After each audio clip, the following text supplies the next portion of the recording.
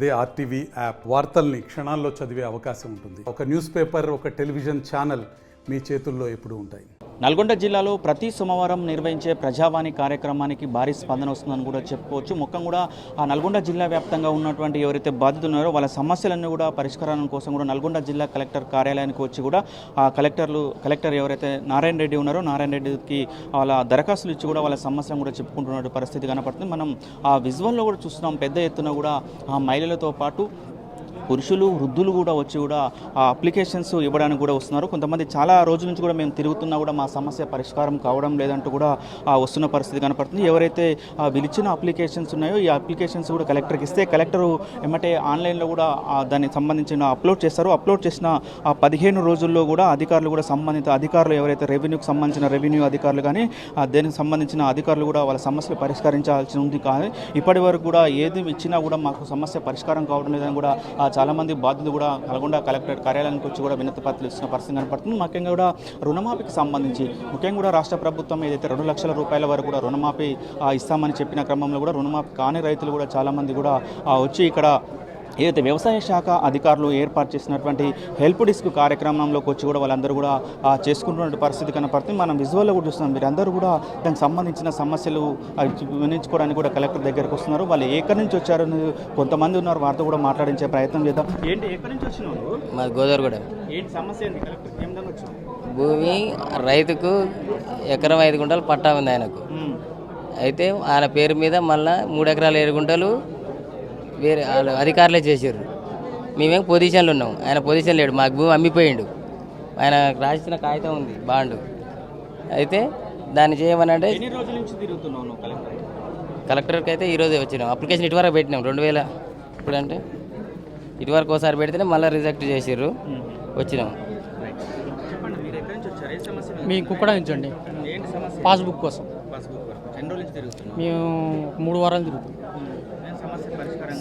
కాలేదండి, కాలేదు కాబట్టి. మాది రుణమాఫీ కాక తిరుగుతున్నాం. మాది పులిచేర్ల. ఎంత తీసుకున్నావు? అప్పుడు 1 లక్ష తీసుకున్నా. ఏమైనా వస్తుంది నీకు? డేటా ఏమైనా వస్తుంది? ఏం లేదు, ఏం వస్తలేదు, ఏది అవపడతలేదు. ఆధార్ కార్డు కూడా చూపిస్తలేదు బ్యాంకులో. ఏం సంబంధం లేదని అంటుండు. నా పైనుంచి వస్తేనే చేస్తా అంటుండు. పైనుంచి ఇప్పుడు దాకా వస్తలేదు. ముఖ్యంగా కూడా చాలా వరకు కూడా రుణమాఫీ సమస్యలు ఉన్నాయని కూడా వారు చెప్తున్న పరిస్థితి కనపడుతుంది. ఏదైతే మొన్నటి వరకు కుటుంబ సభ్యుల నిర్ధారణ కొరకు కూడా ఇంటింటికి తిరిగి కూడా ఆ వ్యవసాయ శాఖ అధికారులు కూడా సంబంధిత అప్లోడ్ చేశారు. అప్లోడ్ చేసినది కూడా ఇంతవరకు కూడా ప్రాసెస్లో ఉందని కూడా మరికొంతమంది చెప్తున్నారు. చాలామంది కూడా దానికి సంబంధించిన భూమికి సంబంధించిన వారు ఉన్నారు. భూమి కోల్పోయినా కూడా చాలామంది ఒక పెద్ద మనిషి ఉన్నారు. ఆయనతో కూడా ఒకసారి మాట్లాడించే ప్రయత్నం చేద్దాం. ఏంటి తాత, ఎక్కడి నుంచి వచ్చినావి? నేను చిట్యాల మండలం పేరేపల్లి. ఏంటి సమస్య? ఏంది? భూమి తప్పు పడదని 11 ఏళ్ళు కాబట్టి. ఎన్ని రోజులు జరుగుతున్నావు? 11 ఏళ్ళు. ఇంకేం పని అయితే లేదు. ఎందుకు అంటే ఏం సమస్య ఏమొస్తుంది? అధికారులు ఏం చెప్తున్నారు? ఏమో వస్తున్నా పోతాడు అంతే. చేస్తావు అంటారు. ఆఫీస్కి వెళ్ళి పోయి వచ్చారు. కమిషనర్కి పోయి ఆడికి లెటర్ వచ్చింది. అట్లా కూడా పట్టించుకుంటారు. ఏం చేయాలి?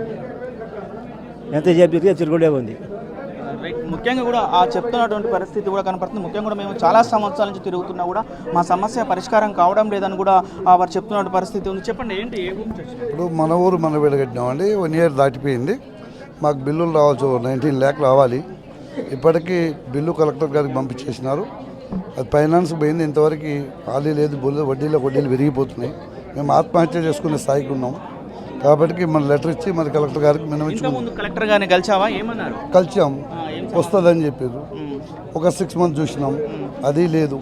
ఇప్పటికీ 1 ఇయర్ దాటిపోయింది. 1 ఇయర్ దాటిపోయింది. మేము బయట వడ్డీలకు తీసుకొచ్చి పెట్టినాము. ఇప్పుడు ప్రభుత్వం మారటం వల్ల ఈ కక్షత సాధింపున లేకుంటే మా బిల్స్ వల్ల మాకు పెద్ద లాస్ అయిపోతున్నాం. కాబట్టి మళ్ళీ 2వ పోదామని వచ్చింది. ఏఎన్ఎం పోస్ట్ ఖాళీగా ఉంచిండు. డిఈఓ గారు మమ్మల్ని సతాయించడం జరుగుతుంది. మేము 2020 కంటే ముందు 2015లో ఏఎన్ఎంగా విధులు నిర్వహించామని చెప్పి కేజీపీ చందంపేటకు పోస్ట్ ఇచ్చి పంపించడం జరిగింది.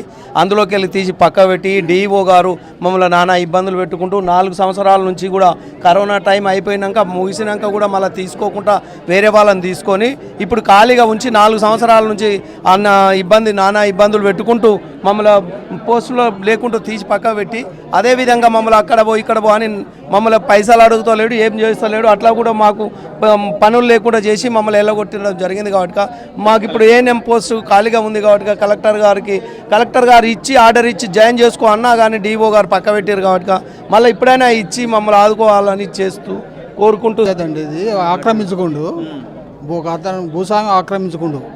అయితే ఎంఆర్ఓ ఆఫీసులు 20 ఏళ్ళ సంది సతాయిస్తారు. 20 ఏళ్ళ సంది తిరిగి ఆఖరికి హైకోర్టుకు పోయినా, హైకోర్టుకు పోతే కూడా హైకోర్టుకు ఆర్డర్ కూడా ఖాతరు చేస్తలేరు. ఆ కలెక్టర్కు పిటిషన్ పెట్టుకుంటే కలెక్టర్ గారు నువ్వు ఒరిజినల్ పెట్టలేదు చేయబడిగా నీకు తిరస్కరించిన నాకు ఒకటి ఆర్డర్ ఇచ్చిండు. మళ్ళీ ఇప్పుడు పెడుతున్నారు ఇప్పుడు కాగితాలు ఒరిజినల్ తీసుకొచ్చి చూపిస్తుంటారు. రైట్, ముఖ్యంగా మనం చూస్తున్నాం, ముఖ్యంగా కూడా ల్యాండ్కి సంబంధించి ఇష్యూస్ కూడా చాలా పెద్ద ఎత్తున ఉన్నాయని కూడా మీరు చెప్తున్న పరిస్థితి అంటే సంవత్సరాల కొద్దీ కూడా తిరుగుతున్నా కూడా మా భూమి సమస్యలు పరిష్కారం కావడం లేదంటూ కూడా ఆ పెద్ద ఎత్తున రైతులు కూడా వీళ్ళందరూ కూడా కలెక్టర్ కార్యాలయానికి వచ్చి కూడా ఆ ప్రజావాణి కార్యక్రమంలో దరఖాస్తులు ఇస్తున్న పరిస్థితి కూడా కనపడుతుంది. మనం విజువల్లో చూస్తున్నాం ఆ పెద్ద ఎత్తు కూడా ఆ క్యూ లైన్ ఉన్నటువంటి పరిస్థితి కనపడుతుంది. ముఖ్యంగా కూడా ఆ మహిళలు కూడా ఆ క్యూ లైన్లో వచ్చి కూడా వాళ్ళ సమస్యలు తెలుపుకోవడానికి కూడా ఆ క్యూ లైన్ కట్టిన పరిస్థితి కనపడుతుంది. చాలా క్యూ లైన్ ఉంది. 2 గంటల వరకు కూడా ఆ ప్రజావాణి కార్యక్రమం కొనసాగుతుంది. కాబట్టి అప్పటి వరకు కూడా మేము ఆ కలెక్టర్కు ఇచ్చి మా సమస్యలు పరిష్కరించుకోవడానికి మేము ప్రయత్నం చేస్తున్నామని కూడా చెప్తున్న పరిస్థితి కదా. ఇంకా బాధితుల తాకిడి కూడా ఎక్కువ అవుతుందని కూడా చెప్పుకోవచ్చు. మనం వీడియో జర్నలిస్ట్ కృష్ణతో అచ్యుత్, RTV, నల్గొండ. మరిన్ని వీడియోస్ కోసం ఛానల్ ని సబ్స్క్రైబ్ చేయండి. లేటెస్ట్ అప్డేట్స్ కోసం వాట్సాప్ ఛానల్ ని ఫాలో చేయండి. అండ్ లింక్ డిస్క్రిప్షన్ లో ఉంది.